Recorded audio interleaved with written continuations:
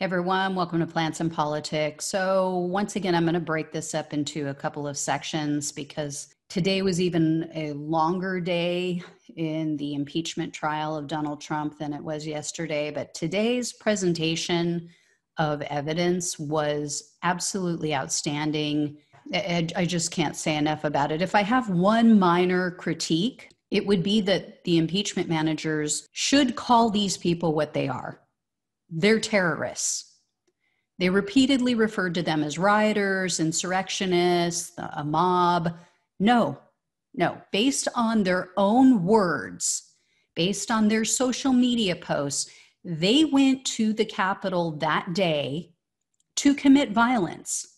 I'm not saying all of them did, but a lot of them did.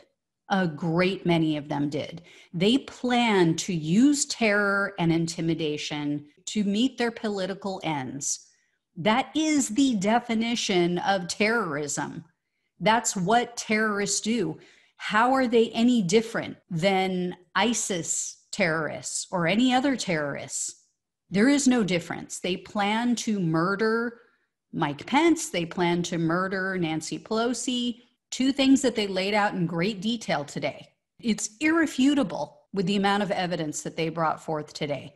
But that's literally the only mildly negative takeaway that I can possibly give, because they brilliantly used pictures, tweets, and videos to lay out in meticulous detail a complete account of how Trump set up the big lie, as they call it, and how he incited and encouraged violence, not just on the day of the rally, not just on January 6th, but for months. How he manipulated his supporters and brainwashed them into believing that the only way he could lose was if the election was rigged. And they had evidence going back to, I believe it was July, of him saying that the only way he would lose is if it was rigged, because he saw the polls. Then they used images and news reports to explain how Trump's lies manifested in people showing up even before the election, but after the election, on election night, and in the days that followed, at polling places and at state houses, some with weapons, trying to intimidate the poll workers and others from doing their jobs. I mean, we all saw these images, but it's like such a shitstorm every day with Trump that it's so easy to forget all of this stuff. One very damning piece of evidence was there were millions of dollars that Trump spent in the days leading up to January 6th on television ads and other promotions to stop the steal. But they ran those messages only through January 5th. So this was planned, this was orchestrated, this was his goal. He knew what he wanted on January 6th, and he got it. And one thing that kept coming up throughout the day, various people from the media who were in the room, who were watching the reaction to all of this, is that some of these Republican senators weren't even paying attention. They've already got their minds made up. It doesn't matter. If they showed a video of Donald Trump putting a bullet in someone's brain, these Republicans wouldn't give a shit. They wouldn't change their minds. It wouldn't move them in any way, shape, or form. That is how vile some of these people are.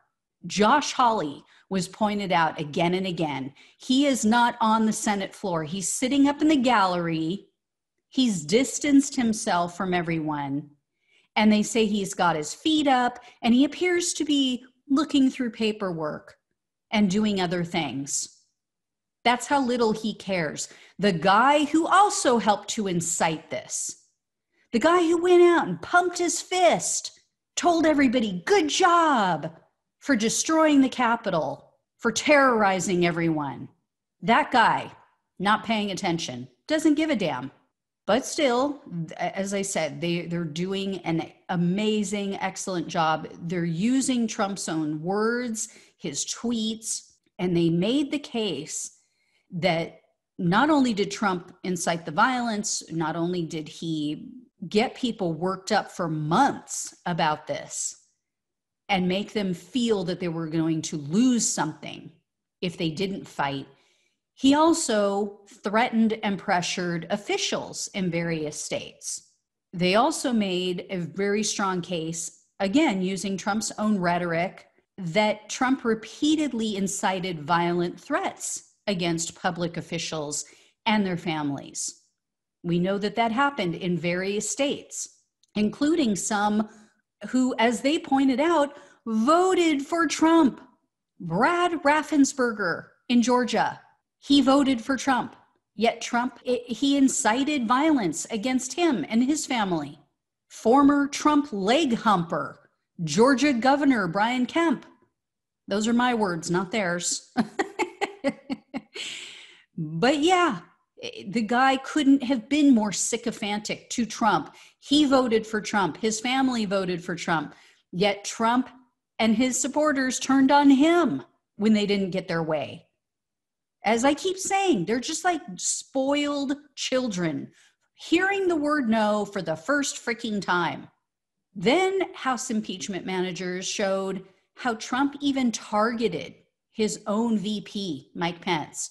Oh, and I should go back and say they pointed out and they played the video of Raffensperger literally on camera imploring Trump to stop, saying someone's going to get hurt, someone's going to get shot. And that's exactly what happened. But as I said, so they showed how Trump even targeted Mike Pence. They did an outstanding job of showing through his own words and tweets, again, that he was well aware of the violence perpetrated by his supporters well in advance of the attack on the Capitol. They played videos of violence at other Trump rallies. They played the video of those trucks and other vehicles surrounding the Biden bus in Texas and trying to run them off the road, and how one of them rammed into one of the staffers' cars, causing tons of damage. I talked about it and showed it on this show. So he knew, and he retweeted the video. He praised it. He knew what they were capable of, and they made that case. They laid it out. Then they provided more damaging information. I knew there were many groups that had asked for permits for that day, for the Save America rally on January 6th. What I didn't realize was that they were told no. They were declined. Trump appears to have intervened. He appears to have stepped in to approve that permit so that they could march down to the Capitol. That is really damning evidence. There was also one of his former staff members, apparently, they admitted to the press that the Trump team monitored all social media, including all of the alt-right sites, with posts calling for violent action against Congress, laying out exactly what they planned on doing on January 6th. And so they said there was no way that Trump was not aware of what his supporters planned to do that day. Even more powerful, they showed screenshots of these terrorist posts. I've shown some of them here, but they had additional ones showing them making explicit threats of violence, stating over and over again that this was it. This was their last chance. This was their last stand. As I mentioned yesterday, he imposed upon them a feeling of desperation, as if their lives would be over if he did not receive a second term. He convinced them that they had to fight because this was literally a life or death situation. And then in their impeachment presentation today, they again played videos of Trump calling for the same violent Trump supporters who he was aware of on social media to fight. In fact, they counted, and he said it 20 times. So I will pick up in the next video. As always, Thanks so much for watching and listening. Take care and check out part 2.